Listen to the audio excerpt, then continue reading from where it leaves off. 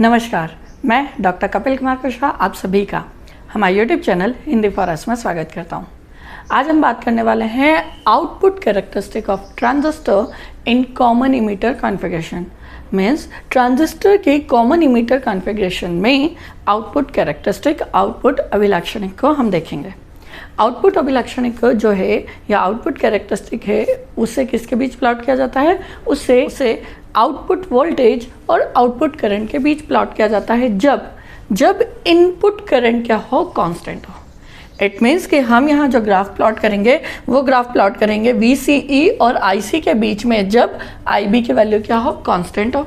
तो इसके लिए सबसे पहले हम क्या करते हैं? हम सबसे पहले IB की वैल्यू को कांस्टेंट करते हैं। इस कांस्टेंट वैल्यू के रिस्पेक्ट में VCE को चेंज करते हैं with the help of Z2 की मदद से हम क्या कर रहे हैं? VCE को चेंज करते हैं। VCE को चेंज करने के रिस्पेक्ट में इसके सापेक्ष हम IC की जो भी रीडिंग आती है, जो भी वैल्यू आती है उसको नोट डाउन करते हैं।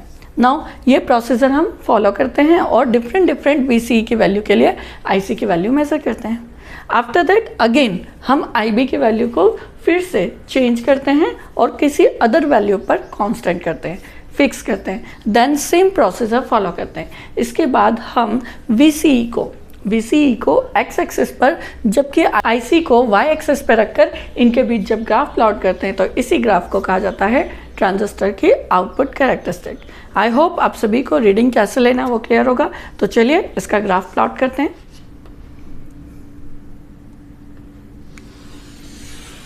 इस आउटपुट कैरेक्टरिस्टिक को प्लॉट करने के लिए हम क्या कर रहे हैं?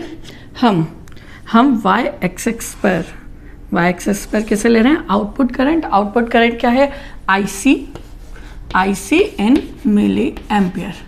जबकि x एक्सिस पर हम किसे रखते हैं? VCE आउटपुट वोल्टेज, जिसकी वैल्यू क्या है? इन वोल्ट। क्लियर है? जब हम IB के डिफरेंट वैल्यू के लिए इस ग्राफ को प्लॉट करते हैं तो ये ग्राफ हमें कुछ इस तरह का मिलता है। नाउ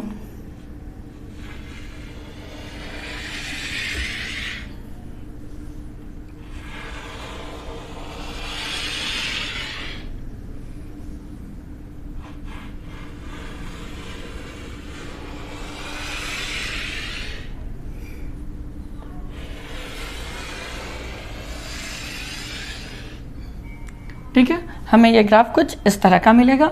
नाउ ये जो रीजन है, ठीक है,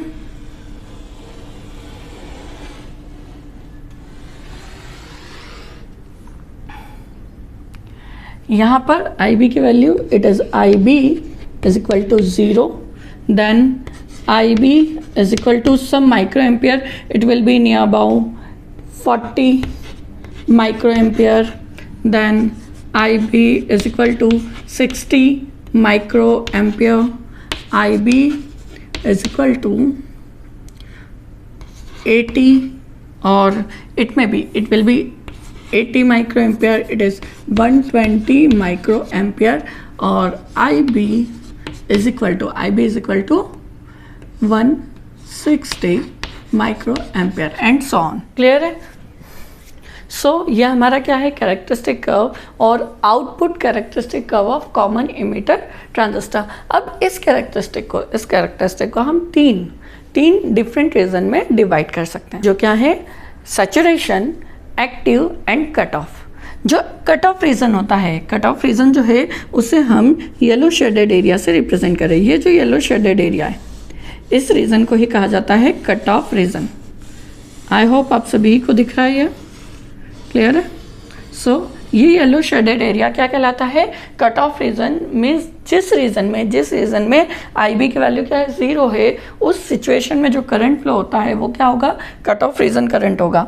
एज वेल एज ये जो ब्लू शेडेड एरिया है, क्लियर है, ये जो ब्लू शेडेड एरिया है ये रीजन कहलाता है saturation reason.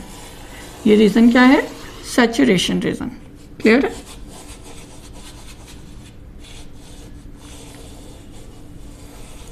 It is saturation region, और इन बिटवीन देम यानी इस yellow line to blue line के बीच का जो एरिया है ये क्या कहलाएगा, ये कहलाता है हमारा एक्टिव रीजन।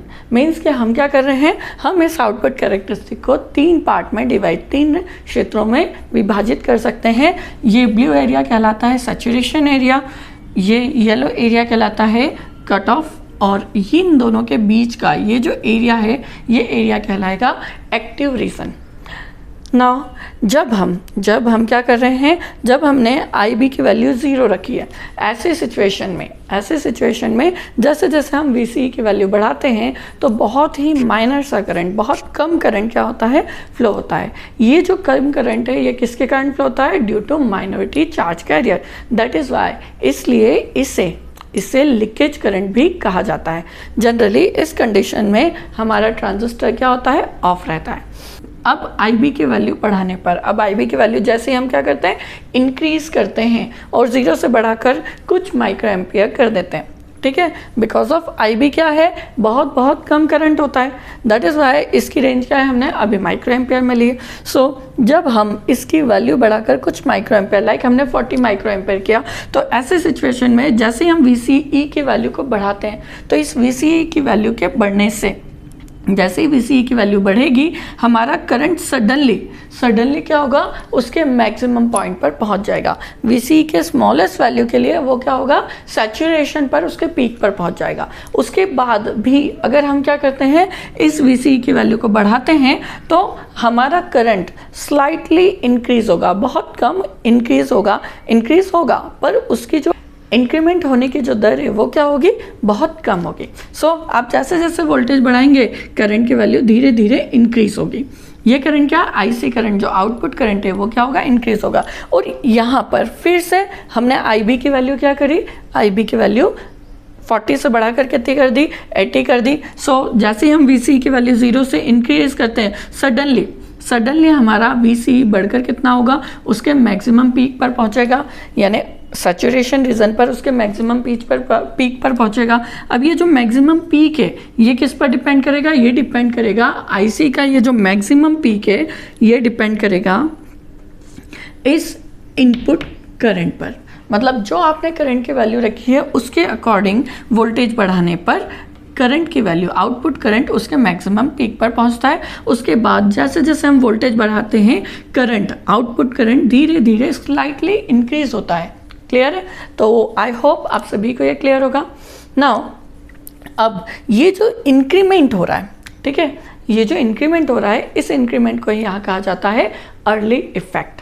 क्लियर है? इस इंक्रीमेंट को यहाँ क्या कहा, अर्ली इफेक्ट। नाउ अगर हम यहाँ रेजिस्टेंस की बात करें, अगर हम यहाँ पर किसकी बात करें, आउटपुट AC रेजिस्टेंस की, तो आउटपुट AC रेजिस्टेंस जो है यहाँ पर क्या है, हमें पता है resistance, output AC resistance RO क्या होगा, RO is equal to change in VCE upon change in IC, change in smallest change in output voltage upon smallest change in output current.